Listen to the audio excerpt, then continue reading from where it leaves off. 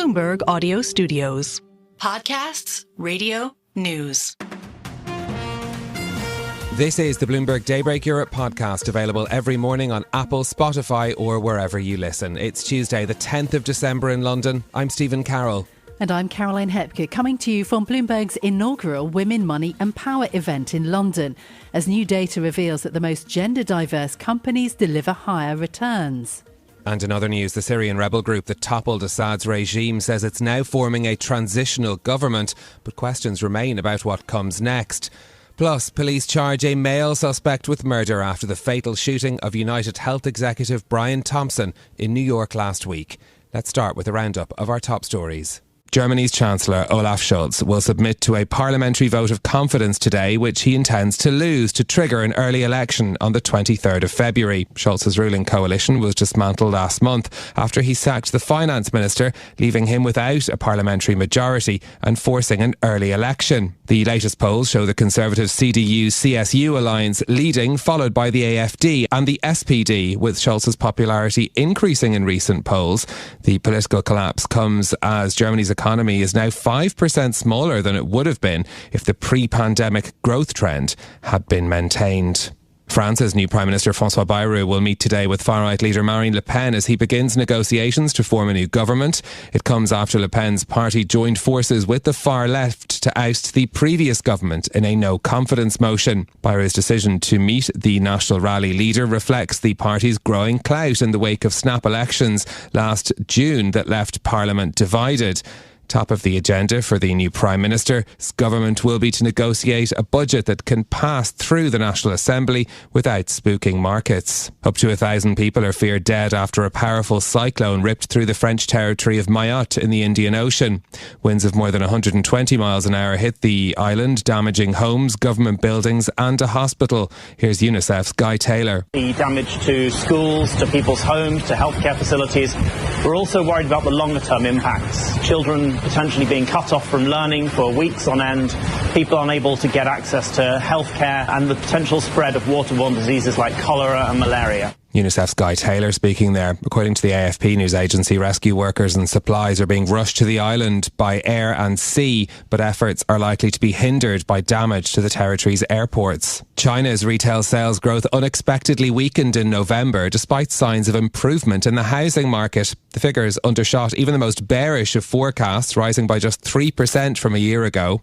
Citigroup's head of emerging market economics, Johanna Chua, says the data highlights the need for Beijing to introduce more measures to boost spending. We really need to see actual consumption stimulus. I mean, what we had so far this year has been very small. Targeted cash subsidies before the Golden Week or even the consumer trade-in programs. So I really expect going into 2025, which we've already seen the signal that we should get a larger fiscal stimulus with the composition much more skewed towards consumption. But having said that, it's very challenging because the global headwinds, the uncertainty under Trump really is not going to instill a lot of confidence in people's jobs and income prospects. Johanna Chua's comments come just days after Chinese policymakers elevated boosting consumption to the top priority for economic work next year for only the second time in at least a decade. The UK's Foreign Secretary has responded to claims an alleged Chinese spy built a relationship with the British royal family. The suspected agent used links to Prince Andrew to meet various prime ministers. David Lammy says he's raised the issue with Beijing. When I was in China, I raised with them the very serious issues of Chinese espionage in our country. All matters are dealt with by our security services and by our courts if necessary. Lammy was not involved in the suspect's case. The businessman and suspected spy was banned from the UK in 2021. The story raises questions, though, about any rapprochement between Britain and China. In the UK, the Chancellor Rachel Reeves is resisting calls to devolve tax powers to local mayors. It's a power struggle that comes right as the government puts the local leaders at the heart of their growth plan.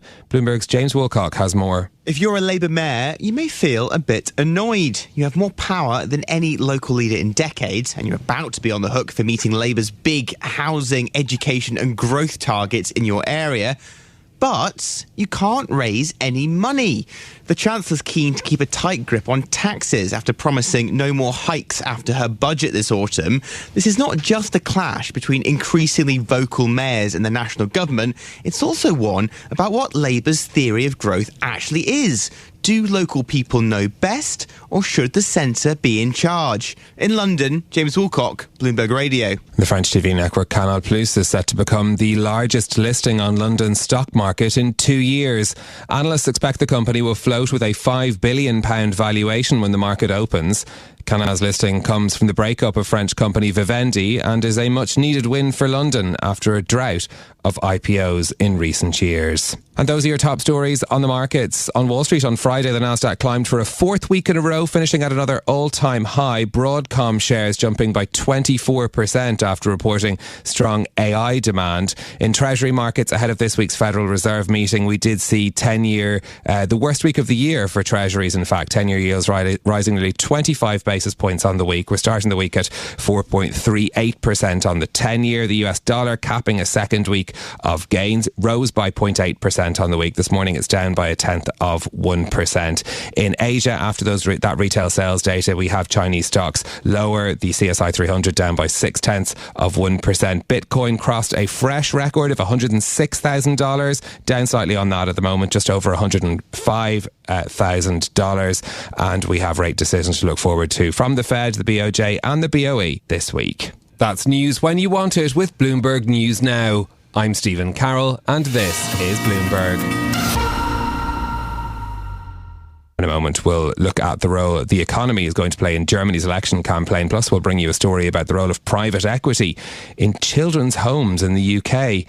But first, another story that I've been reading this morning. The economist Mihir Desai has been writing for Bloomberg about the trends of people taking on extra jobs on top of their main job, be it their own business, part-time consulting or perhaps other kinds of work as well. Now, he says this is a trend that we're seeing mostly with people in their late 30s or early 40s who are doing well in their corporate, investing, legal, those sorts of careers, but they have a bit of an itch they feel they need to scratch professionally. And he says that it's interesting because the language that we use to talk about these things is the same language borrowed essentially from the world of finance: portfolio careers, diversifying. But his argument is that although those strategies might work for financial capital, they don't work in the same way for human capital, and portfolio careers often become an assortment of lower return activities. Now, he says it's also worth looking at what motivates people to find a second job, and perhaps people could look outside of their professional life for more fulfillment from things like community activities or family and friendships.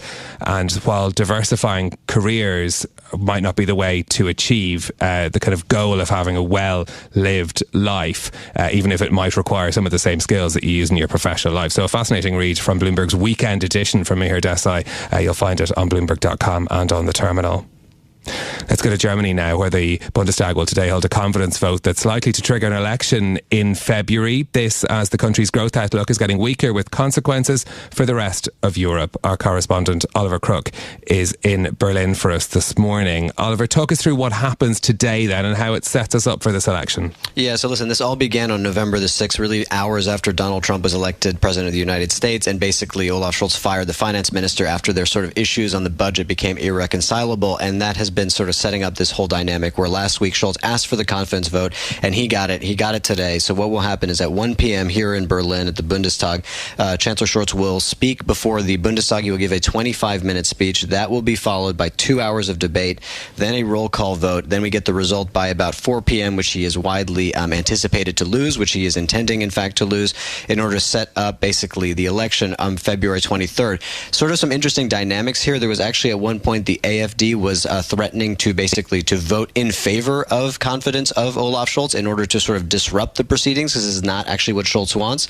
But really right now we're still expecting him to basically lose his confidence vote. That sets up for the election. As you were mentioning a little bit earlier, the polls have really maintained more or less sort of the spread that we've seen, with the CDU leading, AfD following, and then the SPD just a point or two after the AfD. But that really sets up for a grand coalition right now of the CDU and SPD when we get that vote back over in February 23rd.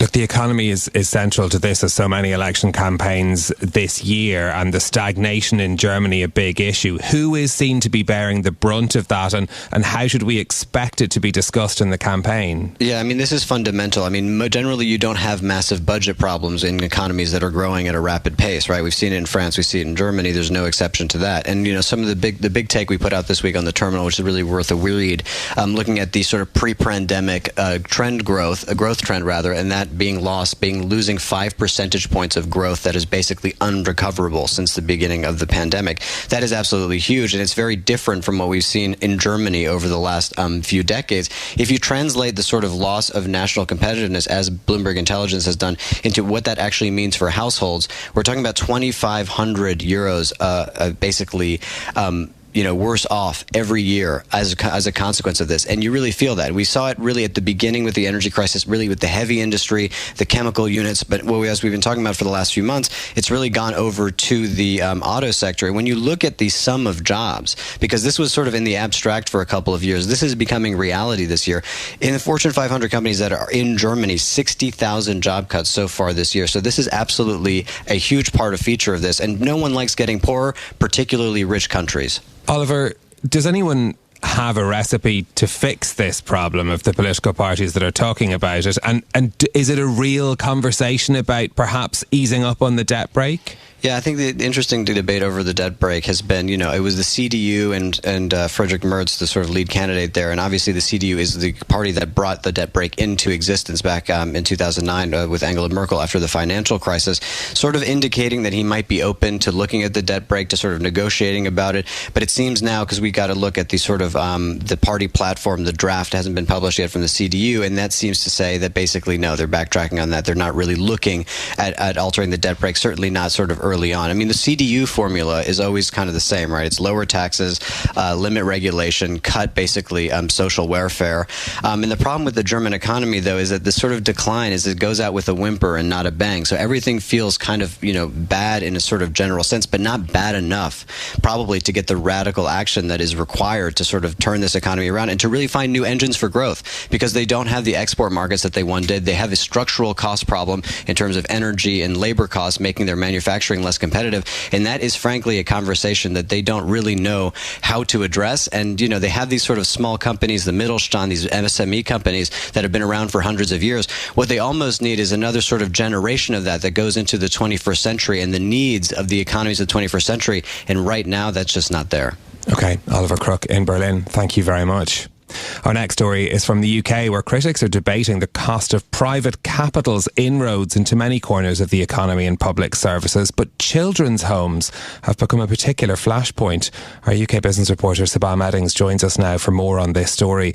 Sabah, there are almost 3,500 children's homes across the UK. How involved is private capital in this sector?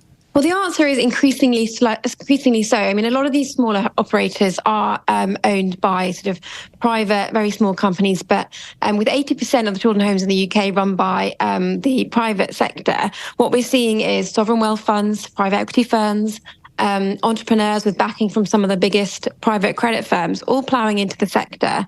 And it is causing quite a lot of concern in lots of quarters. How has the ownership of these homes changed in recent years? Is it something that we've seen more consolidation in this area? Definitely. I mean, since the early 2000s, there were some quite high-profile cases involving children in care. And what you saw was this kind of push towards privatisation. It was encouraged. And you saw sort of investors and companies sort of buying each other.